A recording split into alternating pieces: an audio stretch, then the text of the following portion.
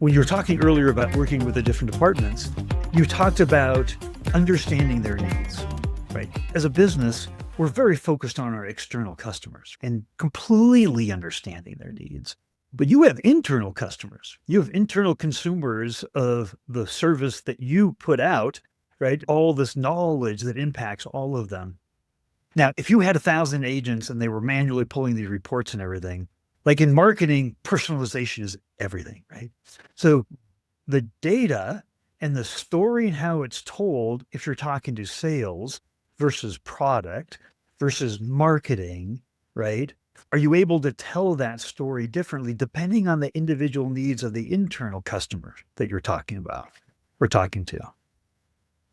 Yeah, I think it is important to think about that in any conversation, whether you're talking about data or not. What does this person care about? Like, what will resonate? And so, some ways that might look is just like, what are the different cuts?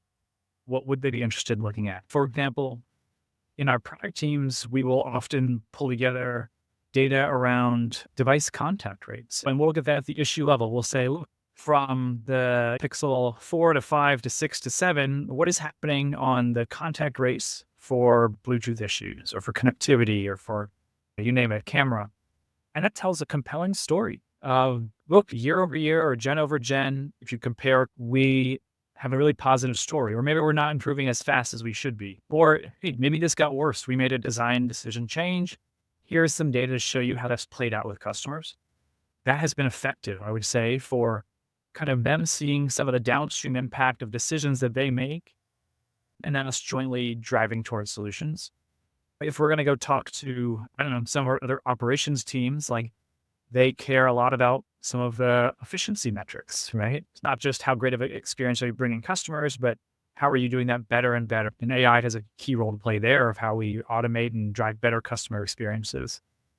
I think it's thinking about what will resonate, bringing that message to them, and ultimately iterating on that. These aren't like one-time conversations, but you have that dialogue and you see where there's some common ground, and then you build on that. That contact rate example I gave you is a good example where we evolved over some cycles around how we were presenting that to get to more detail and more granularity that was actionable for product teams. We may have thought, okay, when we show you Pixels 8 versus 7 or 9 versus 8, that, that's good enough. And we got the questions, tell us more. We want more. So we kept cutting it down till it got to the where it's, hey, they know exactly which PM or engineer to point that feedback towards. And that then becomes really powerful. And I would imagine then that fuels relationships internally, right? Like, how important are those relationships? Because it's not just pushing data out, right? You're trying to create a relationship with these teams that they rely on you. How important is that? In general, I think relationships are important for how we do business. I think with that, even within my own team, I much rather drive relationships than just have like cold exchanges around what comes next. But I think in the world of working with cross-functional folks, there's a lot to say about building up credibility. There's a lot to say about you build some of those relationships sometimes in the trenches. And some of the best partnerships I have are because of things that went wrong where we're all rolling up our sleeves and coming to the table about what we do.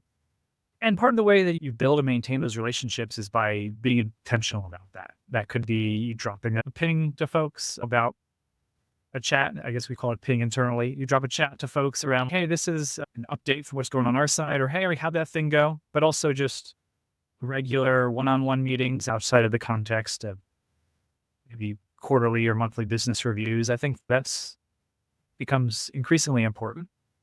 And in many ways, then that's not going to seal their approval on your ideas. I don't think that's how you necessarily get work done, but it may make you more comfortable when you step into that room with 30 people and you have some pretty friendly faces around the table. It may also help them to understand a little bit more of the context and the things that are going on and why it's important that you just can't always convey in like a 30-minute pitch meeting or something like that.